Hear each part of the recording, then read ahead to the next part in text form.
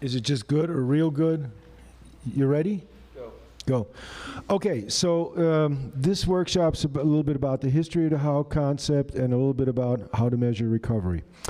Okay, I guess you might be wondering, what was the need of a how concept? Okay, why should there be a need in how in the first place? How did that happen? Well, how was originally started for as a process to recover from eating disorders. And eating disorders, people just can't agree on what the solution is. They can't even agree on what it should be called. You know, is it compulsive eating? Is it compulsive overeating? Is it sugar addiction? Is it carbohydrate cravings? Is it food addiction? Whatever. Nobody can come up to any, you know, is it bulimia? Is it anorexia? Well, it's a bunch of different phenomena. So, they wanted to concretize. You see, there's a number of different ways of recovering from addiction, theoretically. One is abstinence, where you put the substance down, period, no questions. Another one is methadone maintenance, where you substitute another drug for the drug that you're addicted to. Okay? Very crazy process, and if you've ever been in a meeting where people are doing methadone maintenance, they're bouncing off the walls. They have no emotional sobriety. A third method is controlled use. Alcoholism, people in AA know that doesn't work. It doesn't work, but they always try to, you know, get somebody. Oh, and there's another one called harm reduction. If they think the population that's addicted isn't worth going through an abstinent process, they say let's reduce the harm that the substance does to them. Okay, but theoretically, the one that works the best is abstinence. Now, abstinence means one thing, that you have a clear idea of what you're abstaining from, and there's a public side of it. In other words, everybody holds you accountably. In AA, if you drink, people will say, hey, you just missed your day count, you got to go back. The same thing with NA, if you use any drugs. Now, in food, it's very difficult. So what people were doing in food is they had a private abstinence, something that they decided for themselves. If I eat more than 3 cookies, it's a slip. But if I only eat 2, you know, or whatever. People make their own up food plans. Some people are bulimic, some people are anorexic, some people are extremely heavy overweight. There are different issues, different food plans, different abstinence. Same like in sex and love addiction. Everybody has their own particular abstinence of bottom line and top line. It's different for everybody that comes in. So, and that can be problematical, especially with the process addictions. You know, how do you know if you had an Al-Anon slip? There's a joke. If you thought about the person more than 3 seconds, you just had an Al-Anon slip. Okay? So, you know, there's a, you know, but does that mean you go back to day one? No, they don't even count days now. Al-Anon, okay? So the point is, this was an attempt to specify concretely a way of what to abstain from. So they had a specific food plan. Also, Fred Schneider, who started the program, he started this program at a time in the history of the steps when very few people were using the steps in any kind of a formal way. Because in general in New York, they just didn't use them anymore, not like they did out here. California never really went that way. They didn't swing that way. But in New York, certainly things were different. New York, everything is different. So anyway, Fred didn't really understand how to use the steps. So he came up with his own thing. He figured if there's a way to really study the steps carefully, through methodical use, that you would get the grace to abstain, because he didn't understand really what to abstain from. Because the philosophy of food addiction is that it's so mysterious what it is. There is a medical model of food addiction, but nobody believes in it. That's the problem. Because it comes from orthomolecular science, and those guys were discredited. Even though they created all the holistic health movements, Whole Foods and all that stuff, in general they were discredited because they also had part to do with inventing LSD. But I don't want to get into that. So they're discredited. But those are the guys that created the concept concept of food addiction. So what happened is, and the reason I know this, one of my sponsors was a colleague of VERDES who created that program, and one of my doctors was the guy that hired him for a rehab, and then fired him later because he wouldn't do certain things. But anyway, Fred's idea was if you answer certain questions while you're in detox on a daily basis, call a sponsor up every day. These are musts. You gotta call them every day. Do a question a day. Call your sponsor a day. Weigh and measure your food. Follow a specific food plan. Make 3 outreach calls a day. These things will give you the grace to be able to not eat that particular day. That's an unusual concept, because mostly very few alcoholics will say, the things I'm doing every day keep me sober. There's an abstinence, there's a withdrawal. There's a, withdrawal, we have to withdraw, And so in this way was a sophisticated way to try to trick yourself. They believed that the higher power would then keep you sober. Okay, so he created these questions and he created this process of how not only to do the steps, there's a whole 3rd step process with candles. It's wonderful stuff. It really is. They take you, you did the first 3 steps, you have candles, and you have a whole ceremony. It's wonderful. It's absolutely glorious thing to do. But what happened is, because of certain legal requirements of not having food plans, OA finally kicked them out of OA, and they have their own program. Now, the unusual thing is that they have this book called the Sponsor Guidelines, which has all these questions. Now, DA, many, many years ago, was in a quandary. They didn't know how to do the steps neither. They couldn't come into agreement how to do the steps. So some people that were in Howe in California suggested, why don't they use the Howe method, just cross out compulsive eater and put down debtor, and then we'll have the steps. And that's exactly what they did, and that's what the yellow booklet is in DA. It's exactly what the yellow booklet is. But they didn't use any of the other books. Fred wrote a bunch of other questionnaires, and then if you answer these questions on a daily basis, guaranteed you'll understand the big book, you'll understand addictions, and so on and so forth.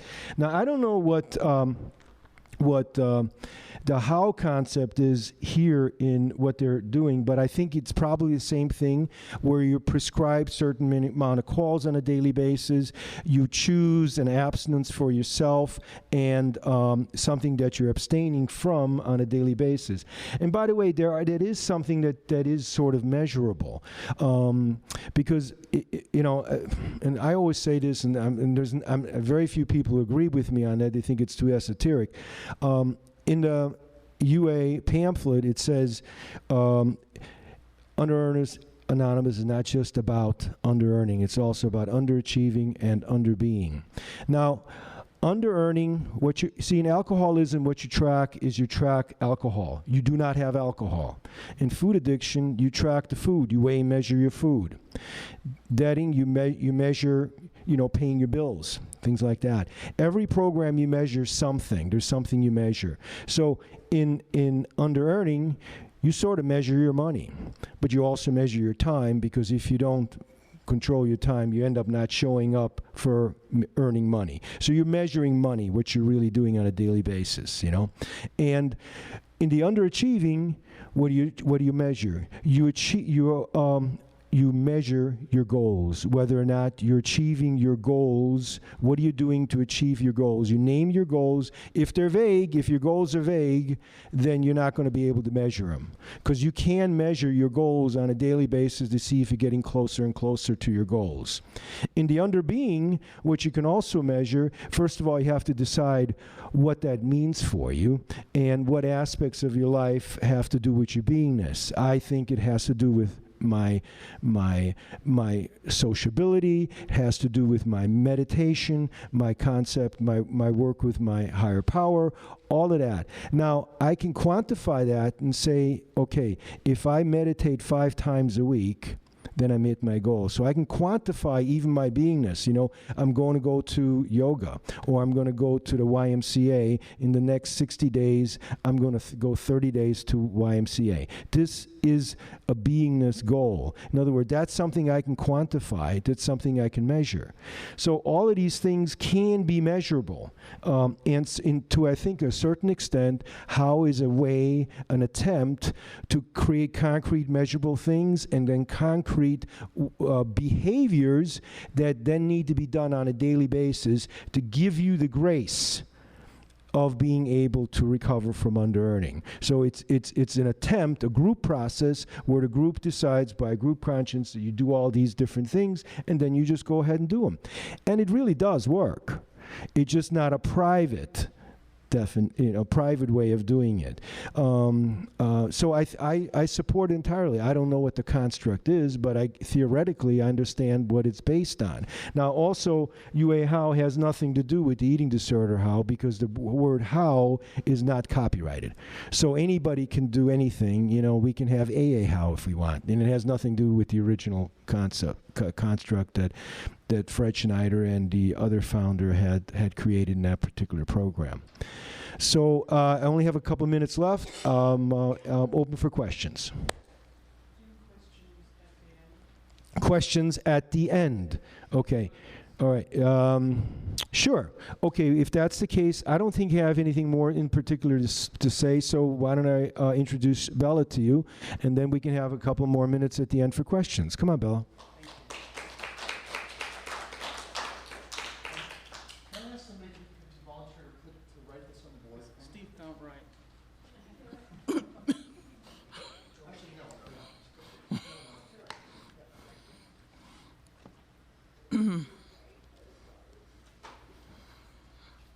Stop smiling.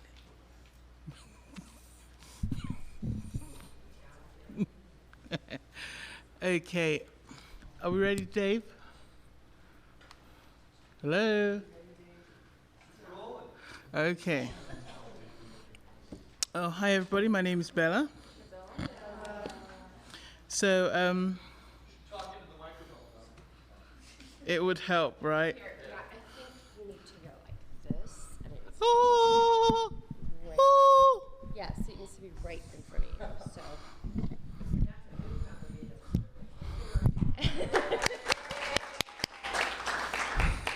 Okay. All right. Good, good. This looks like it's going to punch me in the nose.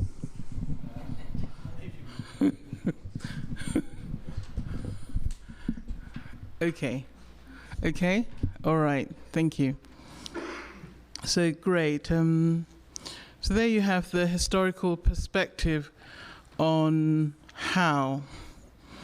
And I think it's great as far as it goes. And what I want to talk about is the principles and the practices of a how program and how that might help some of the vagueness that you might feel about under-earning. One of the things that came up in this conference earlier is that despite the fact that we are 7-8 years into this program, a lot of people really don't know what under-earning really is, what abstinence is, what sobriety is.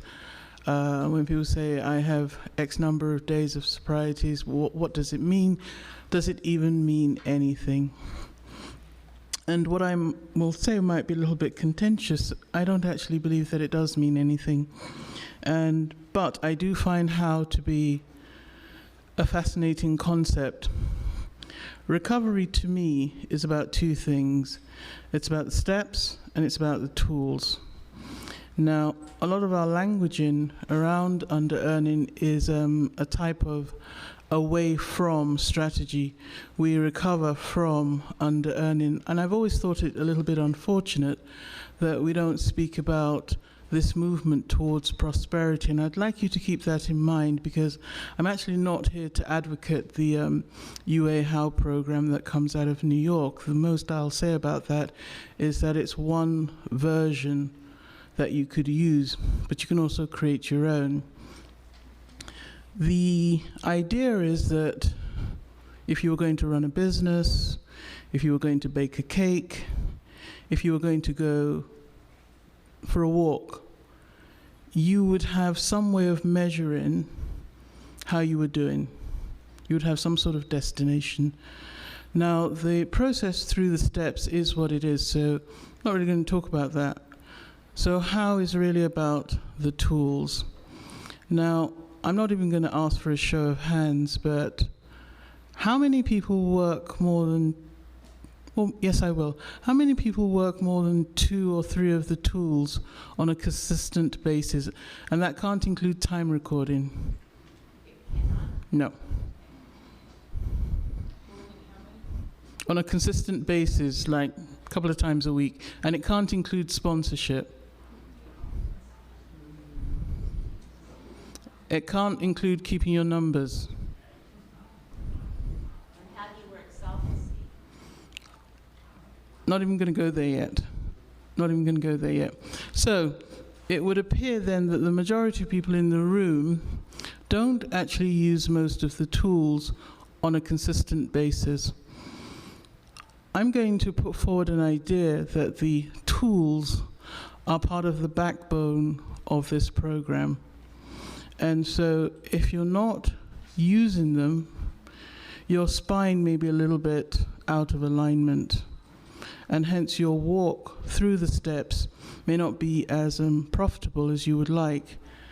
In a moment, he will flip this around, but the main thing here that a HOW program addresses is clarity. When all is said and done, it's about clarity. If you remember one word, it's about clarity, where you can be honest with yourself as to whether you are making the behavioral changes that you need, not to overcome under-earning, though that may be your preferred method of speaking about it. Mine is in order to establish prosperity. So some people operate well with an away from strategy. Others prefer a forward to strategy. Either way. Now, you need to get clear whether you're doing it or not. That is the only value, as far as I'm concerned, of a day count. That you have clarity. It is not sort of hoarding days and saying, well, I have 3,000 days of UA abstinence. I think it's quite ridiculous. Who cares? All you need to know is that in this day, I am clear about what I did and didn't do. So the principle is, I want to prosper. And that's language I'm going to use, but you may use, I want to overcome under-earning. I want to prosper. Now, my spiritual development and my work through the steps may not be something that I can measure in a way that I would like. But I do know which of the tools I use on a daily basis. And I'm not necessarily saying that I use all the tools on a daily basis. Some of them may be weekly. Some of them may be monthly. It is for me to decide what blueprint I want, because I'm the one who understands what prosperity looks like. I'm the one who knows, or at least I think I know, where I need to emphasize my attention in any given point. So the tools that I might emphasize in a 3-month period may be different from the ones I need to emphasize in 6 months. So what I'm saying or offering to you, that there is an intuitive component to a HOW program, which you probably won't get in any HOW program out there, because it is what it is and it never changes. And it often doesn't take into account life circumstances. And some of them will tag on no matter what, which is quite ridiculous in some respects, because sometimes you just can't. But anyway, to give you some idea of what UA HOW sounds like, I'll read you some of their approaches to the tools. So, and I'm not advocating this, but this is useful. So UA tools, and I'm going to read, I'll do time recording. We must be conscious of how we spend our time. We keep a written record to increase awareness and support our focus on goals and the actions required to achieve them. So what does HOW say? HOW says, no matter what, that's what it starts with. for me, cognitively, at that point, I disconnect because it's not true for me. If I have a car accident, what do? No matter what. Well, if you do, then of course you have to start your day count again. So the main thing is not to be distracted by the elements of this thing I'm going to read, which you might feel are a little bit ridiculous. So, how? No matter what. Each day, we tally our time by category, read the totals live, no voice messages, to our UA action partner or another member of UA. We track our time in no less than 15-minute increments. We track 24 hours a day.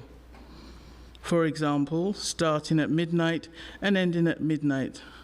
Suggested overall categories of our time include spiritual vision, income generation, self-care, fun, and family. So those are just suggested categories. You may have others. Meetings. I'll only read 3. We attend UA meetings regularly to share our experience, strength, and hope in order to help ourselves and others recover from under-earning. How? No matter what. We attend 3 live UA or UA Anon meetings per week. It is suggested we attend meetings on time and stay until the close of the meeting. Note, if you live in an area where there are fewer than 3 UA meetings within a 60-minute travel distance, you may replace 1 UA phone meeting for each live UA meeting, not within proximity on a specific base, on a weekly basis. So the way this has been set out, it's very rigid. This is what it is. And if you get a sense that you want a way of measuring your progress, this feels like it might exclude you. So let us look at the principles and maybe forget about this particular structure, because you may be able to create a structure for yourself that you can use. I also don't believe in setting the bar too high at the beginning, remembering that, of course, you can tweak it. How is not a religion, and how has to work for you, otherwise it's useless. So, the principle is you want to get clarity. That's it. That's the only reason. You just want to be clear about whether you're doing it or not, and we're only talking about the tools.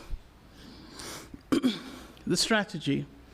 Choose your poison away from, then you're going to be abstaining from. That's going to be your language.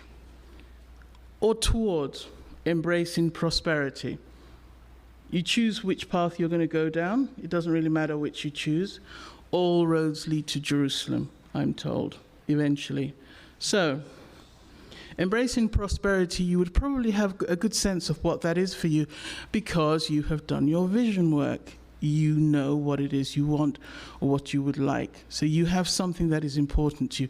And it's actually quite important to have that. Otherwise, you could be working these tools like an automaton, like a robot. That is why I say, well, you have 3,000 days of sobriety. What does that mean? I don't know. It's number counting materialism to me. It means nothing. Apologies to those in grey sheet, which is an outside issue. So, abstaining from vagueness. You want clarity. What how also gives you is a structure. And the structure is there to support you, not to force you through a process like a sausage. Because in the early days when you're learning new behavior, it's uncomfortable. So the structure is there to support you, not to dictate to you. It's a discipline. As I heard earlier this week, discipline to become a disciple of self, higher self, God consciousness. You become disciplined. You embrace discipline. If you don't want to embrace discipline because you feel somebody is doing something to you or telling you what to do, don't bother with how. This is about you. It's not about anybody else. It's a choice. The how program, when you define it or you use there, it gives you boundaries. There are things you don't do. As some of our good fellows here and good ladies, we see them weighing and measuring. There are things they don't do, period. They've made that decision. And most of them will tell you in the beginning it wasn't easy. Things do get easier. So you make a decision. Think of them initially as training wheels. Like kids, when we start learning to ride a bike, we probably need them. Eventually, we don't need them. I personally don't believe that one would need to operate this way forever. But you probably will for a few years, and then it becomes natural. It's not a discipline anymore. It's how you live your life. Eddie has also talked about measurement and tracking. So what are you tracking? Are you tracking your recovery from under-earning? Okay, if that lights your fire. I personally would prefer to track how much of my vision is manifesting. There are problems with that, and I have put those on the other side, which is that pure tracking doesn't address quality, it addresses quantity. You may wish to include this as a category in your tracking. What is the quality of, so I rang 3 people today. What was the quality of the conversations? Were you ringing them just so that you could tick the box? This is where difficulty comes in. What if you only called one person, but it was a deep conversation and you were present for that person? What if you only received one call from a person, and instead of multitasking, you were really there for them? So you might want to think about just how much specificity, what is the tonality of your tracking tools. How program usually doesn't include the intuitive. Because when you're saying no matter what, the day when God consciousness says, forget about all of this, just go to the park and feed the squirrels, you're not going to do it. Because no matter what, you do these things every day. So for me, I would suggest that perhaps within your program, if you choose a how program, you decide on a little bit of flexibility for yourself. Maybe not in the first 2 or 3 months, maybe. Or maybe right at the beginning, maybe there's a day you take off. The main thing is to start getting yourself into the habit. And that may mean initially you only do it 5 days a week and 2 days you spend off. The thing is not to scare yourself. So what sort of how program could you adopt, for instance, if you don't like the New York version? Create one. Look at the tools, all of them, not the first 3, and ask yourself, how do I want to work this? What will I commit to? And how will I know I'm doing it? Or you can discuss it with your sponsor, of course. You want to pray and meditate. How should I do this? You can ask. You can ask for guidance so that your how program is shaped to fit you. You see, it's not that most people don't like discipline. It's that they don't like discipline which they don't understand and which is not in alignment with their values, where they don't see the meaning, where they're asked to be robots. So you deny yourself the benefits of discipline because you feel you're being told what to do. And so you fight against it. If you design your own that is U-shaped, you will still fight against it because it's unusual. But eventually, you'll settle down. It's a bit like any spiritual program. There's a form of meditation which I love, and a form of prayer which I love. And I'm not a praying person per se, but this prayer is so sensual. I'll do it in a heartbeat. It's very contemplative. It speaks to me. It gets me quiet. I don't see it as a discipline. If you see the tools as disciplines, ask yourself, how could I change the way I see this? How am I prepared to think about it now that is different?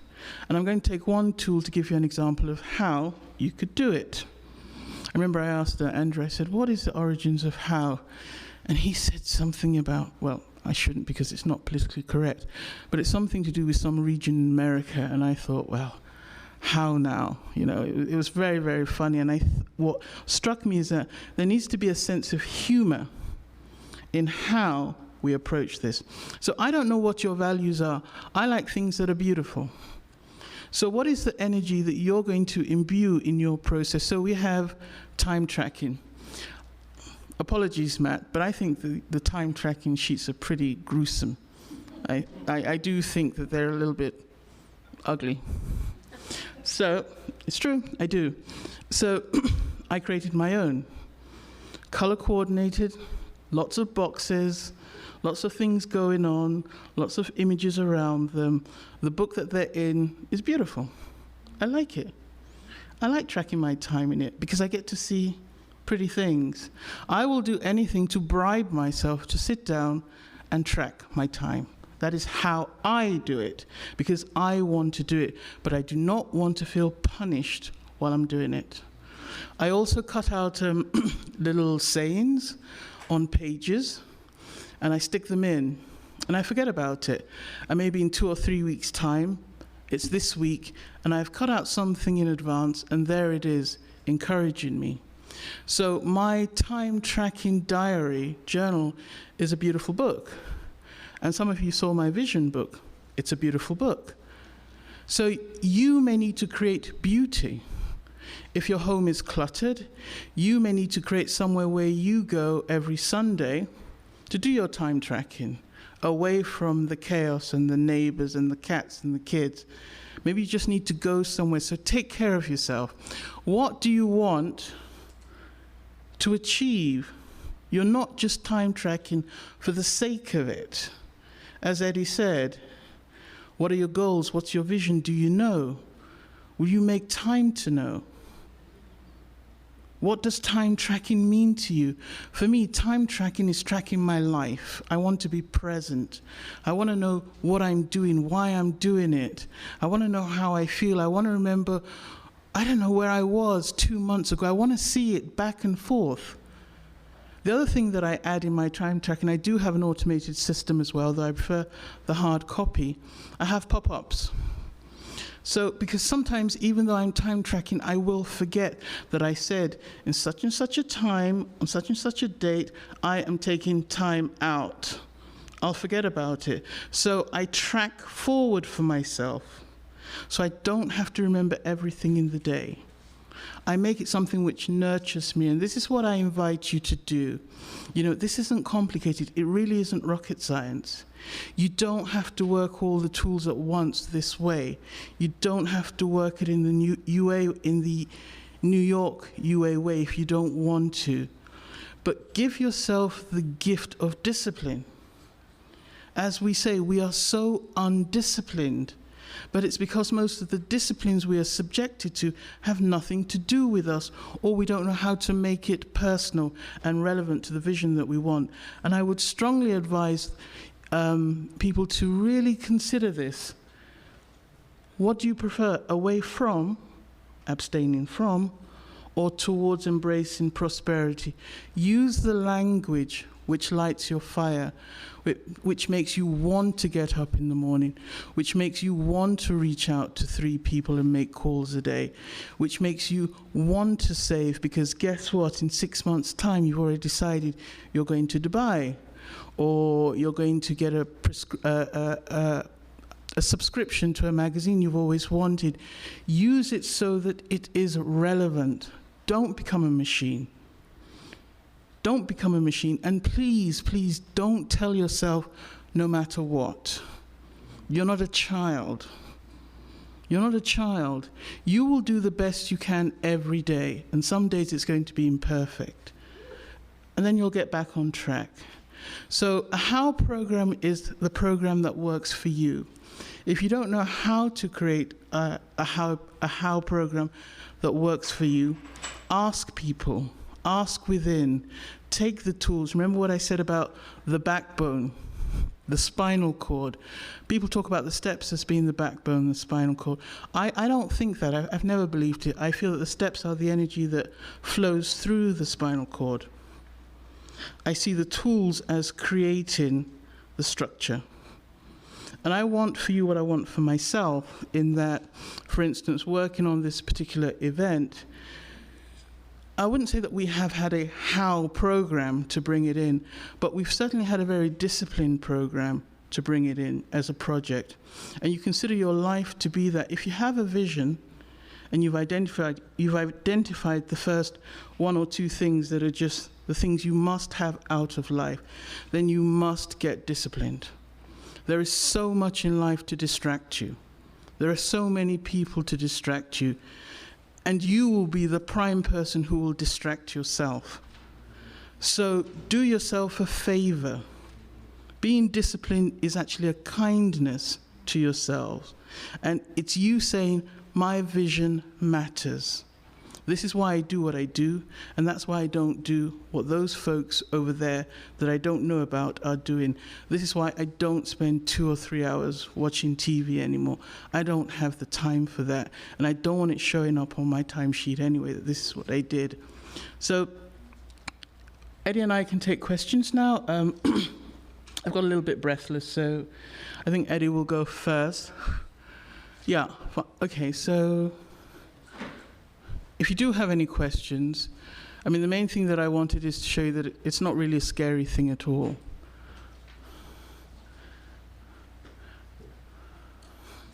Hi there. Hi. My head is exploding, Oh dear. and I'm thinking of what porn site, what I could eat, what drug I could do to just calm down, because I can't do all of this by next week. Where do I start? Thank you. Thank you. Eddie? Oh, read the tools, read about the UA pamphlet, just get yourself familiar. Ask yourself, what are your under-earning behaviors? In other words, do a first step. What are your behaviors? What are your thoughts that put you in the under-earning and the cave conundrum?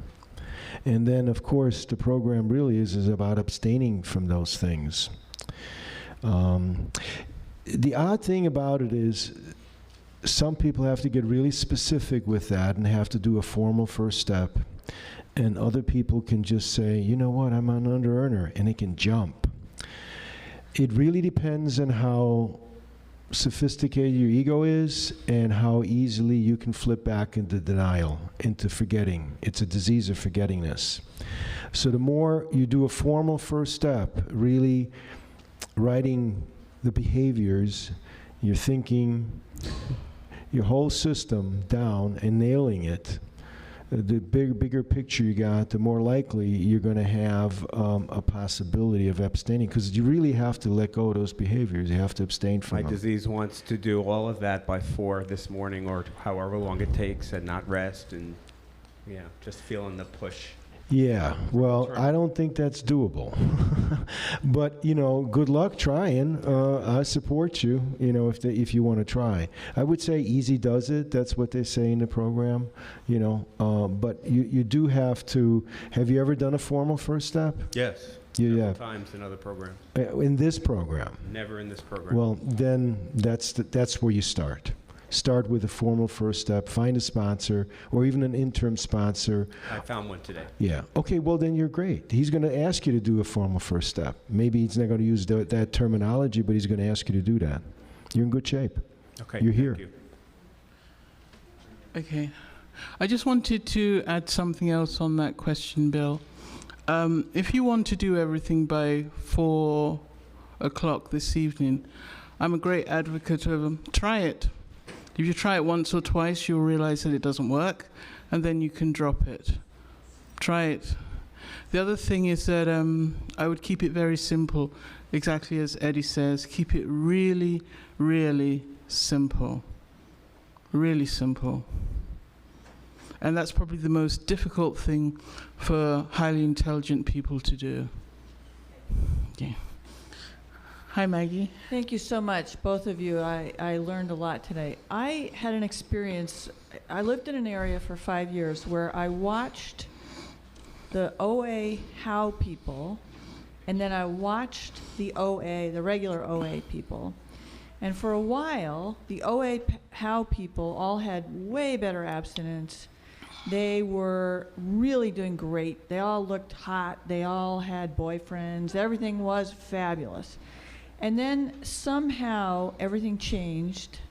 And this is a small sample, but it changed for all of them, and they all became grossly obese a few years later. I've been studying brain science, just reading popular books about brain science, and I'm well aware that there seems to be a lot of this seems to have to do with kind of like our neurochemistry. So what I'd like to, I don't even know if this is an appropriate question in this format. Maybe I should take it to academe, but Yeah. I'd like to know whether there has been research on the how sort of conceptual structure, whether that is more effective than a gentler, softer approach, less structured approach. I think we need to keep this. Huh? We need to keep this UA specific. Okay, Bella doesn't think it's, I'll talk to you offline if you want. We have a few people with questions. I know we're at time. Could we extend a little, or? Thank you. Okay. Hi, I'm Karen, recovering under-earner.